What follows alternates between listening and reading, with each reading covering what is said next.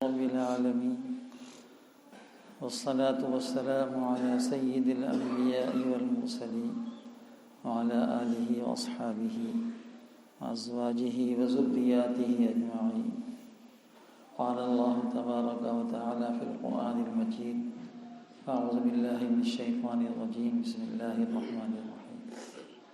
الذين ينفقون في السراء والضراء والكاظمين الغيظ والعافين عن الناس والله يحب المحسنين. صدق الله العظيم.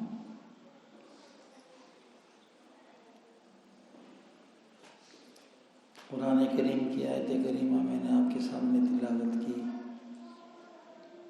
اس آیت کریمہ میں زمین و آسمان کا خالق اور ہم سب کا پیدا کرنے والا اللہ جل جلالہ و عم نوالہ اپنی جلالت شان، عظمت و کبریائی کے انداز میں اپنا کلام، اپنا پیغام اپنے بندوں تک پہنچا رہا ہے، جس کا مفہوم ہے کہ متقی وہ لوگ ہیں کہ جو خوشحالی اور تنگحالی دونوں صورتوں میں جو کچھ اللہ نے عطا کیا ہے حسب حال حسب حیثیت خرچ کرتے رہتے ہیں، اور اگر کبھی غصہ آ جائے تو اپنے غصے پر کنٹرول کرتے ہیں، غصے کو پی لیتے ہیں اور لوگوں کو معاف کر دیتے ہیں. کوئی غلطی ہو گئی تو اس کو معاف کرنے والے ہیں. اور اللہ تبارک و تعالیٰ کو ایسے لوگ جو بھلے کام کرتے ہیں بہت زیادہ محبوب ہیں. یہ بہت زیادہ کیا ہے، یہ بہت زیادہ تو متقی لوگوں کی صفات اللہ نے اس آیت کریمہ کے اندر 3 بیان فرمائی ہیں. تو مجھے دوسری صفت جو متقیوں کی اللہ نے بیان فرمائی ہے اس کے متعلق کچھ عرض کرنا ہے. وہ ہے والکاظمین الغیظ، کہ اپنے غصے کو پینے والے. غصہ یہ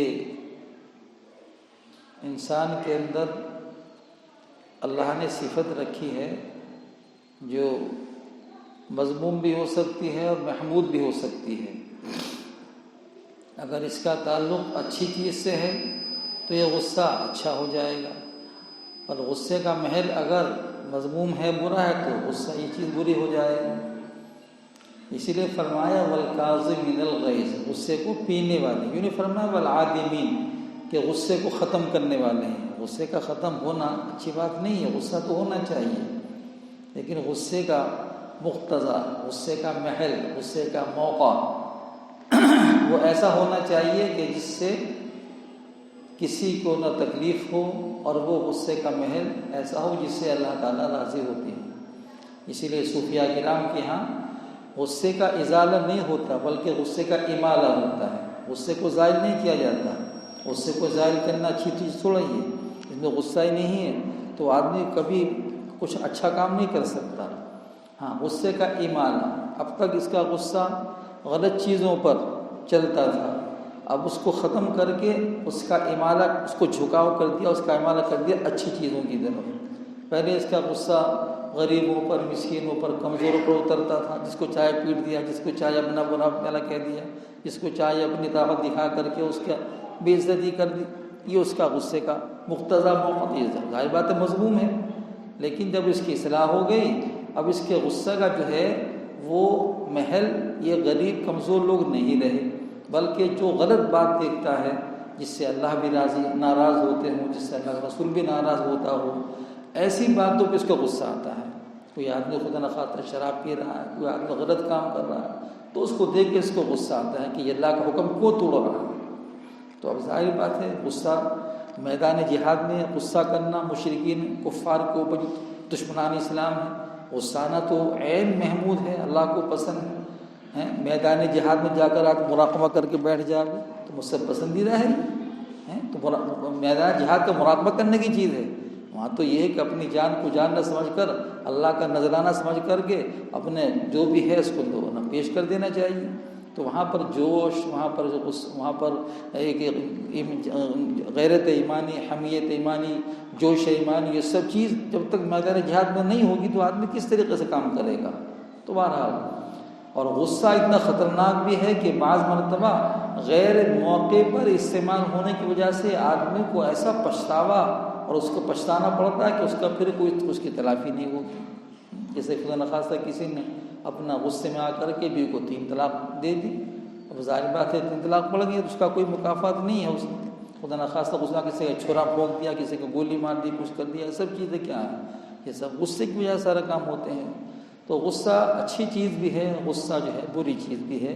جیسے کہ چاقو، اس سے آپ پیاز کاٹیں، اس سے پھل کاٹیں تو اچھی چیز ہے، خدا نخواستہ کسی کے پیٹ میں بھونک دیں وہ بری چیز ہو جاتی ہے۔ تو اور غصہ کرنا یہ کب ہوتا ہے کہ جب آدمی کے اندر کبر ہوتا ہے، بڑائی ہوتی ہے، تبھی غصہ کرتا ہے دوسرے کے اوپر آدمی، یعنی جب وہ غصہ غیر شرعی جگہ پر ہو رہا ہو، تب کی بات کر رہا ہوں میں، کہ جب وہ غصہ غیر محل پر کر رہا ہے تو یہ غصہ کبر کی وجہ سے ہوتا ہے۔ یہ آدمی غصہ کب کرتا ہے؟ جب وہ اپنے آپ کو بڑا سمجھتا ہے، سامنے والے کو حقیر اور اسے بہت زیادہ کمزور سمجھتا ہے، تو جا کر غصہ اس کے اندر ہوتا ہے۔ تو اس وجہ سے بہت سے لوگ مالک ہوتے ہیں اپنے نوکروں پر، اپنے ملازم پر غصہ اتار دیتے ہیں، گالی گلوچ کر دیتے ہیں، تھپڑ مار دیا، کوئی مار پیٹ کرتے، سمجھتے ہیں کہ میں تو اس کا مالک ہوں، جو چاہے کہہ سکتا ہوں۔ کیوں؟ اس لیے کہ میں بڑا مالک ہوں، میں اس کا جو خالق ہوں، تو خاص طور خالق بن جاتا ہے وہ تھوڑی دیر کے لیے۔ تو یہ غصہ کرنا کبر اور بڑائی کی وجہ سے ہوتا ہے۔ لیکن غصہ کرنے کے وقت میں آدمی جب کسی پر غصہ ہو رہا ہے تو اس کو، اگر اللہ نے اچھے لوگوں میں بیٹھنے کا سلیقہ دیا ہے، کچھ دین سے کچھ سوجھ بوجھ ہے، تو اس کو یہ سوچنا چاہیے کہ جیسا کہ اس سے غلطی ہو گئی اور میں اس کو غصہ کر رہا ہوں اور میں اپنے آپ کو اس وقت میں جو چاہے کہہ لوں اس کا حقدار سمجھ رہا ہوں، تو اگر خدا نخواستہ اللہ تبارک و تعالیٰ میری خطاؤں پر، میرے گناہوں پر، میری نافرمانیوں پر، میری نمک حرامیوں پر جو میں کر رہا ہوں، آنکھوں سے بھی کر رہا ہوں، زبان سے بھی کر رہا ہوں، کانوں سے بھی کر رہا ہوں، ہاتھ سے بھی کر رہا ہوں، قرض کے بہت ساری جرائم، بہت ساری نافرمانی اللہ کی میں حکم عدولی کر رہا ہوں، تو اگر اللہ تبارک و تعالیٰ جیسے میں اس پر غصہ کر رہا ہوں، تھوڑی سی غلطی، معمولی سی بات کے اوپر اگر اللہ تبارک و تعالیٰ میرے اوپر میری طرح سے غصہ کرنے پر آ جائیں اور اپنا غصہ اللہ اتارنے پر آ جائیں تو میرا کیا بنے گا؟ جبکہ میں خالق نہیں ہوں، جبکہ میں رازق نہیں ہوں، جبکہ میں مالک نہیں ہوں، صرف تنخواہ دیتا ہوں چند گھنٹے کی، بس اتنا تعلق تو ہے، لیکن اللہ تعالیٰ تو خالق بھی ہیں، مالک بھی ہیں، رازق بھی ہیں، سب کچھ ہیں۔ اللہ کو تو حق بنتا ہے کہ اللہ تعالیٰ جو چاہے کر دے، لیکن اللہ تبارک و تعالیٰ اس سب کے باوجود ہماری تمام نمک حرامیوں کو دیکھ رہے ہیں۔ ہم گناہ کر رہے ہیں، ہر ایک آدمی خود اپنے گرمان میں ڈال کر دیکھ لیں کہ روزانہ صبح سے لے کر اور سونے بستر پہ جانے تک میں نے اپنے آج بھی کہا آنکھوں سے کتنے گناہ کیے، میں نے اپنی زبان سے کتنے گناہ کیے، میں نے کانوں سے کتنے گناہ کیے، اس طریقے سے جتنا بھی آدمی کتنے گناہ کیے، تو اللہ تعالیٰ دیکھ رہے ہیں نا، اللہ سب پتہ ہے، ایک ایک بندے کو ساری بات پتہ ہے، لیکن اللہ تعالیٰ اس کے باوجود بھی سب گناہوں کو اللہ تعالیٰ دیکھنے کے باوجود اللہ تعالیٰ چشم پوشی فرماتے ہیں اور ستاری کا معاملہ فرماتے ہیں۔ اللہ تعالیٰ اگر ستاری کا معاملہ نہ فرمائیں، ہماری جو ہم گناہ کرنے ہیں اس کو سب پر ظاہر کر دیں تو لوگ ہم پر تھو تھو کریں گے کہ اس کی شکل و صورت کیسی ہے اور یہ آدمی کیا کرتا پھرتا ہے، تو ہر ایک آدمی تھو تھو کرے گا اور اس کو لام تان کرے گا۔ تو اللہ تعالیٰ ستار بھی ہیں، اللہ تعالیٰ حلیم بھی ہیں، اللہ تعالیٰ کی صفت حلم ہے، اللہ تعالیٰ کی صفت ستاریت اگر نہ ہوتی تو ہمارا کیا بنتا؟ ہم تو سارے ہی بالکل گناہوں میں ڈوبے ہوئے ہیں اور ایسے ایسے گناہوں میں ڈوبے ہوئے ہیں کہ وہ ظاہر ہو جائیں تو ہر ایک آدمی جو ہے نفرت کرے گا، ہر آدمی حقارت کی نگاہ سے دیکھے گا۔ اور اسی سلسلے میں ابو مسعود انصاری رضی اللہ تعالیٰ عنہ صحابی ہیں، تو وہ اپنے غلام کو کسی بات پر ڈانٹ پر نہیں بلکہ مار رہے تھے اس کو کسی بات کی غلطی کے اوپر۔ حضرت نبی کریم صلی اللہ علیہ وسلم پیچھے سے تشریف لا رہے تھے، وہ آگے تھے، آپ چلاتے پھر تشریف لا رہے تھے، تو آپ نے دیکھ لیا کہ یہ اپنے غلام کو مار رہے ہیں، تو آپ نے پیچھے فرمایا اعلم یا ابا مسعود انصاری، اعلم یا ابا مسعود انصاری، ارے مسعود انصاری دیکھو کیا کر رہے ہو، ارے تم کیا کر رہے ہو، یہ آپ نے پیچھے سے فرمایا۔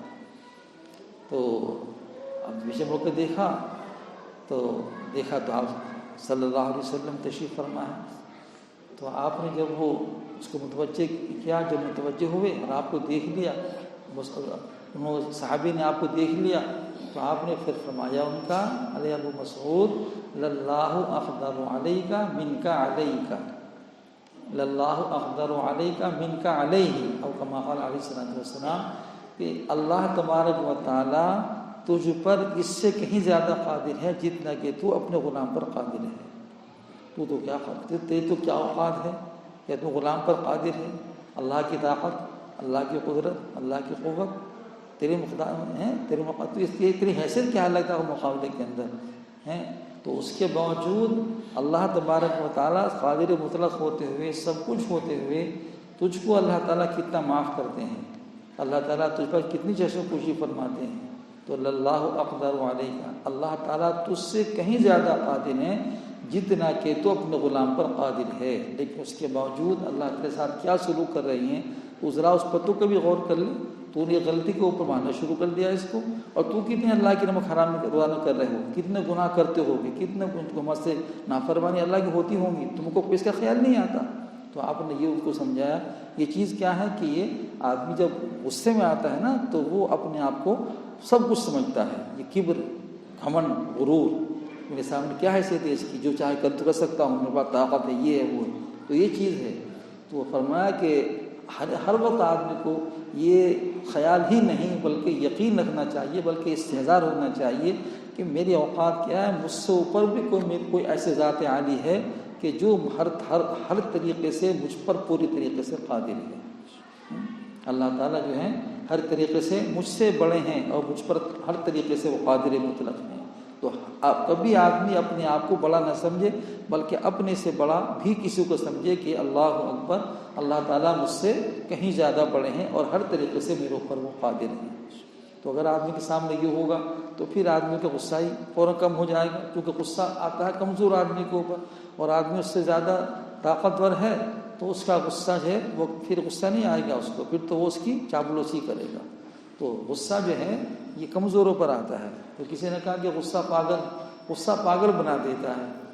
ڈاکٹر ابو الحسن رحمۃ اللہ علیہ تھے رشتہ تھانوی کے خلیفہ پاکستان کے اندر، تو ان اس کے سامنے کسی نے کہا کہ غصے میں آدمی پاگل ہو جاتا ہے، اس لیے جو چاہے کر بیٹھتا ہے۔ تو وہ بولے ڈاکٹر حسن صاحب کہ نہیں، غصے میں پاگل نہیں ہوتا، بلکہ غصہ جو ہے بڑا سمجھدار ہے، غصہ بڑا عقل مند ہے۔ یہ جب دیکھتا ہے اپنے سامنے کوئی کمزور ہے تب تو یہ پاگل ہو جاتا، غصے میں پاگل ہو گیا تھا، یہ ایسا ہو گیا۔ لیکن اگر اس کمزور انسان کے علاوہ کوئی اس سے زیادہ طاقتور اس کے سامنے آ جائے، مالدار چودھری صاحب اور جناب ہر طریقے سے طاقتور، تو پھر غصہ جتنا بھی آتا ہوگا تو پھر ان کے سامنے نہیں چلے گی، بلکہ ان کی پھر چاپلوسی کرے گا، خوشامد کرے گا ان کی۔ تو غصہ جو ہے وہ پاگل نہیں ہے بلکہ عقل مند ہے۔ اپنے سے سامنے والے کو دیکھ کر یہ آدمی غصے میں پاگل ہوتا ہے، ویسے پاگل نہیں ہوتا۔ بہرحال تو اس لیے پھر اس کے بعد میں پھر جب آپ نے دیکھا تو فوراً عرض کر دیا یا رسول اللہ ھذا حر لوجہ اللہ، یہ اللہ کے رحمت نے اس کو آزاد کر دیا، میں نے جو اس کی پٹائی کی ہے تو میں نے اس کو اللہ کے لیے آزاد کر دیا۔ فوراً آپ کے خطاب دیکھا کہ اللہ کا من کاری تو کام گئے، وہ تو فوراً سے ایک دم غلام کو آزاد کر دیا۔ تو آپ نے فرمایا کہ اگر تم یہ کام نہ کرتے، اگر تم غلام کو آزاد نہ کرتے تو جہنم کی آگ تجھ کو ابھی پکڑ لیتی، تجھ کو جھلس دیتی جہنم کی آگ، اگر تم اس کو آزاد نہ کرتے۔ تو اس لیے غصہ کرنا جو ہے بیجا یہ مذموم صفت ہے۔ غصہ جو لوگ اللہ کے نیک بندے ہوتے ہیں ان کا غصہ خالص اللہ کے لیے ہوتا ہے، اور غصے کے وقت کے اندر بھی اپنے اوپر کنٹرول کرتے ہیں۔ یہ نہیں کہ اپنا آپ ہی سے باہر ہو گئے، کچھ نہیں سمجھا، جو چاہے کر دیا، ایسا نہیں ہوتا، بلکہ اپنے اوپر کنٹرول ہوتا ہے، ان کو اپنے اوپر پورا قابو ہوتا ہے۔ حضرت موسیٰ علیہ السلام کو نہیں جانتا، آپ نے ایک قبطی کو گھونسا مار دیا، وہ ہلاک ہو گیا۔ فوقظہ موسیٰ فقضى علیہ، اتنے طاقتور تھے، جب گھونسے میں طاقت آپ کی ہے تو اس سے اندازہ آپ کتنے طاقتور ہوں گے۔ تو اللہ کے حکم سے آپ نے ایک پتھر پر، چٹان پر اپنے ڈنڈا مارا اپنا، جو عصا تھا آپ کے ہاتھ میں، تو پتھر کی ایک سطح الگ ہو گئی، پھر ڈنڈا دوسرا مارا، پھر ایک سطح الگ ہو گئی، پھر جب ڈنڈا مارا تیسرا تو وہ پتھر پورا پھٹ گیا۔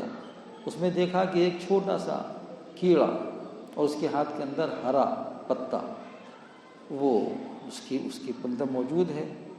تو حضرت موسیٰ علیہ السلام حیران رہ گئے کہ اللہ تیری قدرت، پتھر کے اندر یہ چھوٹا سا کیڑا اور اس کے اندر ہرا پتا، کیسا قادر مطلق ہے، اس میں سوراخ نہیں ہے، کچھ نہیں ہے۔ تو بہت زیادہ آپ کو حیرانی ہوئی کہ اللہ تبارک و تعالیٰ بتا دیا اللہ نے کہ ہم رزق ایسے پہنچاتے ہیں۔ جو حضرت موسیٰ علامہ محمود آلوسی رحمۃ اللہ علیہ صاحب روح المعانی نے وما من دابۃ فی الارض کے تحت میں اپنی تفسیر روح المعانی میں واقعہ لکھا ہے کہ حضرت موسیٰ علیہ السلام کو یہ خیال ہوا کہ پروردگار عالم کیسے مخلوق کو روزی پہنچاتے ہیں۔ کوئی خاصا شک و شبہ نہیں تھا، اللہ نہ کرے کہ انبیاء کرام کو شک تو کیسے آ سکتا ہے، تو کامل ایمان والے ہوتے ہیں، بلکہ ایک خیال تھا، تفصیل معلوم کرنا چاہتے کہ اللہ تعالیٰ کیسے، ابراہیم نے فرمایا ربی ارنی کیف تحیی الموتیٰ، اللہ میاں آپ زندہ کیسے کرتے ہیں آپ جو مردہ ہو جاتا ہے، کیا اولم تؤمن، کیا تم کو یقین ہے، ہمارا ایمان نہیں فنا ولکن لیطمئن قلبی، اللہ میاں یقین تو پورا ہے، اطمینان قلبی کے لیے میں چاہتا ہوں کہ مجھے کچھ آپ زندہ کیسے کرتے ہیں مجھے بتلا دیجیے۔ پھر اللہ نے پوری تفصیل بیان کی دی وہ تیسرے پارے کے اندر۔ تو ایسے ہی یہاں پر کہ اللہ تعالیٰ روزے کیسے پہنچاتے ہیں تو تفصیل معلوم کرنا چاہتے ہیں۔ تو اللہ رب العالمین نے پھر ان کو یہ واقعہ کہ پتھر پر، تم اس پتھر پر، چٹان پر اپنا ڈنڈا مارو، تو جو ڈنڈا مارا تو وہ کیڑا اس کے منہ کے اندر جو ہے وہ ہرا پتا، اور پھر اسی پر بس نہیں بلکہ وہ کیڑا وہ اپنی زبان کے اندر اللہ تبارک و تعالیٰ کی کا وظیفہ پڑھ رہا ہے، وظیفہ پڑھ رہا ہے۔ وہ کیا کہہ رہا ہے؟ سبحان من یرانی، پاک ہے وہ ذات جس نے، جو مجھ کو دیکھ رہی ہے، پاک ہے وہ ذات جو مجھ کو دیکھ رہی ہے، وہ تسمع کلامی، یعنی اللہ تبارک و تعالیٰ اس پتھر کے اندر جو اتنا یعنی مضبوط ہے اور اس پتھر کے بیچ میں ہوتے ہوئے اللہ تبارک و تعالیٰ مجھ کو دیکھ رہے ہیں۔ تو سبحان، میرا پروردگار ہر عیب سے پاک ہے، وہ ذات جو مجھ کو دیکھ رہی ہے، ہر عیب سے پاک ہے۔ وہ یسمع کلامی، اور اللہ تعالیٰ میری بات کو سن رہا ہے، میری بات کو سن رہا ہے، یعنی کیڑا جو بھی اپنی دل میں کہتا ہوگا تو اللہ تعالیٰ اس کی بات کو، اس کے قلب کی ساری تخیلات کو اللہ تعالیٰ سننے والے ہیں۔ تو یہ تسبیح کر رہا ہے وہ کیڑا پتھر کی چٹان کے درمیان کے اندر، اور کہہ رہا ہے وہ تعریف مکانی، اللہ تعالیٰ میرے مکان کو بھی جانتا ہے کہ میں کس جگہ پر ہوں ہیں۔ اور آگے وَيَذْكُرُونِي وَيَا يَنْسَانِي، اللہ تعالیٰ مجھ کو یاد رکھتا ہے، مجھ کو بھولتا نہیں۔ میں نے پیدا کر دیا، چٹان میں رکھ دیا اور اللہ میاں بھول گئے، اللہ کو پتہ نہیں چل رہا کہ میرے مخلوق جو ہے وہ پتھر کے اندر بھی اس کو میں روزی پہنچانی ہے۔ ایسا نہیں کہ اللہ جہاں مجھ کو رکھ دیا، مجھ کو پیدا فرمایا، تو اللہ تعالیٰ مجھ کو یاد بھی کر رہے ہیں، مجھ کو بھول نہیں رہے ہیں، اور میرے حصے کا جو روزی ہے، رزق ہے، اللہ تعالیٰ مجھ کو یہاں پہنچا رہے ہیں۔ تو حضرت موسیٰ علیہ السلام کا یہ واقعہ کہ آپ نے چٹان پر، پتھر پر، چٹان پر آپ نے لاٹھی ماری تو اللہ نے آپ کو یہ دکھلایا۔ تو اس سے معلوم ہوا کہ اللہ تبارک و تعالیٰ کس طریقے سے اپنے بندوں کو روزی پہنچاتے ہیں۔ کہ پتھر کی چرخ کتنا سخت ہے، نہ کوئی سوراخ ہے، نہ کوئی راستہ ہے، پھر بھی وہاں پر اس کے منہ کے اندر جو ہے وہ ایک ہرا پتا ہے۔ تو یہ آگے کچھ عرض کرنا چاہتا ہے لیکن وقت ہو گیا ہے، وقت ہے۔ انہی کا واقعہ ہے کہ یہ بکری چرا رہے تھے، ریوڑ میں سے بکری نکل کر بھاگ گئی۔ اللہ نے ہر نبی سے بکری چروائی ہیں، تو بکری چرا رہے تو نکل کر بھاگے، اب اس کے پیچھے بھاگے، تو وہ آگے آگے، آپ اس کے پیچھے پیچھے، ڈنڈا آپ کے ہاتھ میں تھا لیکن وہ تو تیز بھاگ رہی تھی، آپ اس کے پیچھے کتنا بہت کنکر ہیں، پتھر ہیں، کانٹے ہیں، سب نکل کر بھاگتے چلے جا رہی ہے، آپ بھی بھاگتے چلے جا رہے ہیں۔ بکری بھی لہو لہان ہو گئی اور آپ کے پیر بھی لہو لہان، کانٹوں سے سب بھر گئے پیر۔ جب وہ بکری بالکل تھک گئی تو اب جا کر کے اپنی جگہ پر ٹھہر گئی۔ آپ نے اس کو پکڑ لیا، پکڑنے کے بعد میں حالانکہ ہم جیسا کوئی ہوتا وہ غصے کے اندر پتہ نہیں کیا کرتا اس کے ساتھ میں، غصے میں تو اس کی ٹانگ توڑ دیتا، بلکہ اس کو ذبح کر ڈالتا، بھلا جو بھی کچھ کرتا غصے کی حالت میں ہم جیسا کوئی ہوتا، لیکن آپ نے کیا کیا؟ آپ نے کچھ نہیں کہا، بلکہ آپ نے اس کو بٹھایا اور اپنے کانٹے وانٹے نکالنے سے پہلے آپ نے اس کے کانٹے پیروں سے نکالے اور ان کے خون کو صاف کیا، اور پھر اس کو اٹھا کر کے اپنے کاندھے پر جہاں بھاگ گئی تھی اپنے ریوڑ کے اندر لائے، اور پھر بجائے اس کے غصے ہوتے آپ کی آنکھوں سے آنسو جاری ہیں، اشک بار ہیں، رو رہی ہیں اور کہہ رہے ہیں کہ اے بکری، اگر تجھ کو موسیٰ پر رحم نہیں آتا تو کم سے کم اپنے اوپر تو رحم کر لیتی، اگر تجھ کو موسیٰ پر رحم نہیں آ رہا تھا تو کم سے کم اپنے اوپر تو رحم کر لیتی، تیرا کیا حال ہو گیا۔ اس کے پیر دبا رہے ہیں اور روتے جا رہے ہیں اور الفاظ کہتے جا رہے ہیں۔ تو حضرت امام فخر الدین رازی رحمۃ اللہ علیہ جو صاحب تفسیر کبیر ہیں، انہوں نے اس آگے لکھا ہے اس کے اندر کہ اس واقعے کو دیکھ کر کے اتنا صبر، اتنا تحمل، اتنا قوت برداشت، کہ پھر اللہ کی مخلوق پر کتنا رحم، کہ اس کی پہلے خبر گیری، اپنا پر کچھ نہیں کر رہے ہیں، بلکہ اس کو اگر آپ پر رحم آ رہا ہے تو بکری پر رحم آ رہا ہے کہ میرے اوپر کیا ہو، اس کے اوپر کوئی پرواہ نہیں ہے۔ تو انہوں نے عرض کیا فرشتوں نے، پروردگار عالم یہ تیرا بندہ تو نبی بنانے کے قابل ہے، آپ اس کو نبوت عطا فرما دیجیے، اتنا صبر و تحمل تو کسی بندے میں ہم نے نہیں دیکھا، یہ تو نبوت کے قابل ہے۔ اللہ نے فرمایا اے فرشتوں، یہ میں نے ان کو نبوت کے لیے بہت پہلے منتخب کر رکھا ہے، میرے علم کے اندر یہ نبی ہے اور میں ان کو وقت پر اپنا نبی بناؤں گا۔ تو یہ اللہ تعالیٰ غصے کو پینا، برداشت کرنا، قوت تحمل، صبر، اور پھر مخلوق پر رحم کرنا، ترس کھانا، یہ سب چیزیں اللہ تعالیٰ اپنے مخصوص بندوں کا عطا فرماتے ہیں۔